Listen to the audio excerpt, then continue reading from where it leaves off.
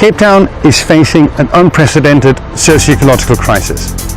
Never before in the history of the modern world has a whole city of this kind threatened to run out of water for its citizens completely.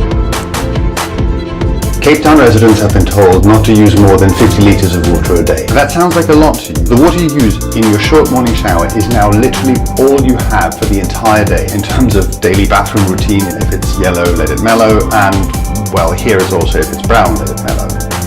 Exactly. For showering, the water goes into buckets and is used for something else. Hand washing is anyway out, and we're now in most bathrooms seeing hand sanitizers. Cape Town authorities are threatening to fine residents who exceed the daily usage allowance up to 10,000 rand. I spoke to a girl from Kenya and she was saying to me, I heard in your country you use fresh water for your toilets, and she started laughing. I was like, that's interesting. Yeah, we do that. That makes no sense at all. Last week our water was cut off by 11 a.m. So we've been forced to go to the Newland Spring to get water. Last year in 2017 we had a third year of below normal rainfall that was unprecedented. It's hard to attribute specific events to climate change, but an increase in extreme events like droughts is what we are expecting from climate change. A lot of the blame made by politicians is to the public, saying that they're wasteful of resources. For us, it's a shame for the city to say it's a water crisis, because most of us, especially in the Black Townships, we get a lot of people that must fetch water 15 km away from their houses. We've been living in the day zero for many years, you see. I need water at home desperately because my mom, actually she's on the age where she wets herself. I must wash her twice, and then how am I going to survive? It's very much worrying because we also rely on the tourists coming in and all that. How can we provide them with good quality hospitality and also good food when all of this is happening? We got like 50 liters that we can use. There's also per day. Definitely don't use as much water as back at home. At the best of times we should be saving water, and we don't. The solutions that are at hand are kind of engineering solutions. Desalination plants which haven't yet been built. There is sufficient underground water in this region to help resolve the problem. The restrictions are not really geared to restrict the agricultural community, although that could happen in future. We probably will continue to consume South African wines, but the question is, will the South African people be able to consume water out of taps? In this case, it's not just the poor who are suffering, it's also the rich who are suffering, who will have to change their behavior. So maybe you could consider this a note from your future. What's happening in Cape Town now might soon happen to all of us in relationship to water, to energy, to air. We need to start solving these problems. We need to manage our resources more rationally and collectively, because otherwise it'll be day zero for all these central resources. Cape Town is experiencing its worst drought in over 100 years and is on the verge of becoming the first city to ever run out of water. We are now facing what is called Day Zero, when water to households and businesses will be cut off. There will not be enough water in the system to maintain normal services, and we will be left without any water. So what happens on Day Zero? For the 4 million citizens in Cape Town, only 200 water collection points will be set out. That is roughly 5,000 people per station if only one person from each household collects water. Citizens will queue to collect a maximum of 25 litres of water per person, using only what they can transport, like a bucket, wheelbarrow or car.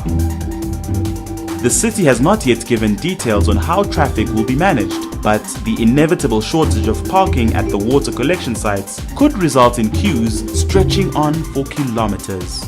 Registration processes will be set up to prevent water theft, and alternative dry sanitation may become necessary, such as pit toilets or mobile systems. These are the facts, and if we don't work together to save every drop of water we can, Day Zero will become a reality very soon. Start today and make a difference.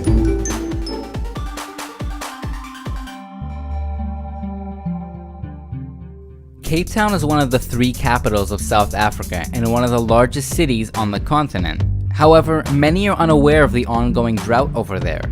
For 3 years now, the drought in Cape Town has put an extra strain on the already limited supply of water. Earlier this year, officials in Cape Town announced that they expect the city will reach day zero in May 2018, although this date is subject to change. Day zero marks the point where water levels will reach a 13.5% capacity. In 2015, South Africa reported its lowest amount of rainfall on record, dropping from its average 608 millimeters per year to a staggering 403 millimeters. In addition to the low amount of rainfall, the population of Cape Town has grown quite rapidly since the 90s, outpacing infrastructure improvements in regards to the city's water supply.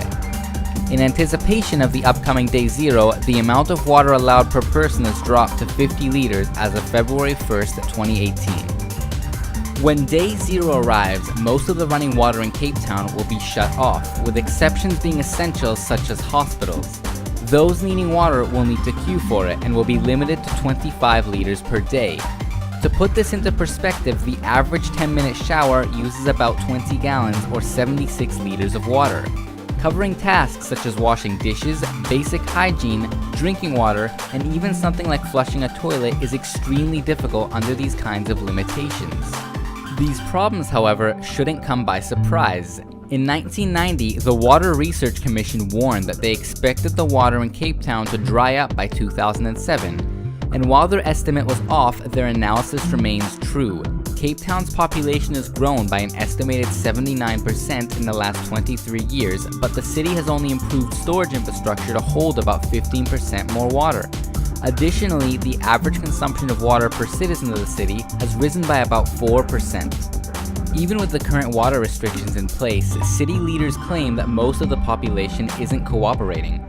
Authorities argue that only about 40% of people in the city are complying with the restrictions, while the remaining 60% are exceeding the water limit. These figures have, however, been disputed by locals. Those who do comply are forced into taking very short showers and often have to repurpose water for more than one task. As with almost anything that becomes illegal, Cape Town has begun to develop a bit of a black market for water. Gangs in the region are well aware of the value water has in Cape Town, and many are stockpiling water to sell to citizens when Day Zero arrives. While it does seem likely that Cape Town will reach Day Zero given the circumstances, it's still possible for it to be avoided. The rainy season begins around May, and if the city is able to conserve what little water is available or find a quick alternative source, it is possible that Day Zero can be avoided. Unfortunately, even this is not guaranteed. The city has struggled to receive an adequate amount of rain since 2015, and it's very possible that the same weather scenario will play out again this year. If Cape Town does reach Day Zero, they will be one of the first major cities to do so. Droughts can happen anywhere, especially with how our climate has been changing in recent years. The effects of climate change can be unpredictable, and this should serve as a warning to cities and citizens around the world to prepare for all outcomes and find pre-planned alternatives in the case of a water crisis.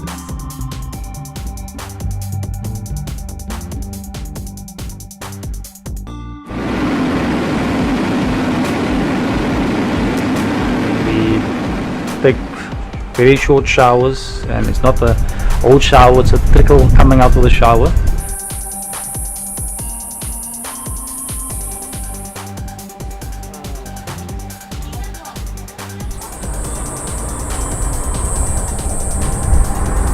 Bearing in mind that we have about a quarter of